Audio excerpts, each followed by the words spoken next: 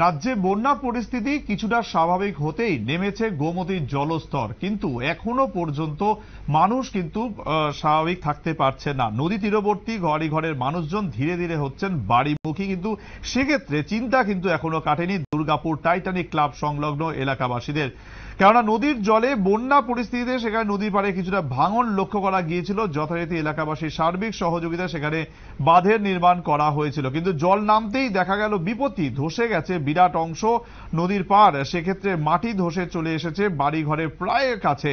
এরূপ অবস্থাতে বর্তমানে চিন্তাগ্রস্ত ওই এলাকার প্রায় 10টি পরিবার।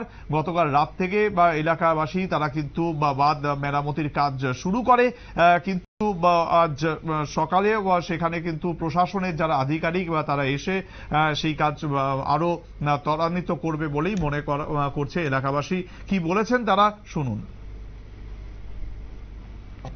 হঠাৎের মধ্যে হয়েছে এটা আমরা আশা করিনি, তারপরেও যদি হঠাৎের মধ্যে হয়েছে আমরা প্রশাসনের কাছে আমাদের যে এমএলএ প্রতিশ্রুতি দিয়েছেন, আমরা আশা করি এটা অতি এমএলএ আমাদের এটাকে পূরণ করে দেবে।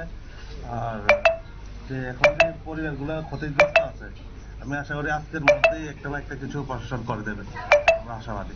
প্রশাসনের প্রতিনিধি এসেছে কিনা জানছি, খবরটা গিয়েছে কিনা? এখনই আসবে ওরা। আমার অর্থাৎ শুনতেই পেলেন যে গতকাল রাত থেকে তারা যে কাজ শুরু করেছে, অর্থাৎ প্রশাসনের তরফ থেকে হয়তো একটা আশ্বাস দেওয়া হয়েছে যে কিছু একটা হবে, কিন্তু তার আগেই নিজেদের রক্ষা করার জন্য, নিজেদেরকে সুরক্ষিত রাখার জন্য এলাকাবাসী কিন্তু দেখতেই পাচ্ছেন সেই ছবি, যেখানে কিন্তু তারাই এই বাঁধ মেরামতির কাজে হাত লাগিয়েছেন। এবং প্রশাসনের থেকে তাদের আশা যে প্রশাসন খুব শীঘ্রই এ ব্যাপারে পদক্ষেপ করবে এবং যে ভয়াবহ পরিস্থিতি তৈরি হয়েছে সেখান থেকে সেখানকার মানুষ রক্ষা করবে প্রশাসন, এমনটাই কিন্তু তারা মনে করছে। সময় আরো একটি বিরতির, সঙ্গে থাকুন।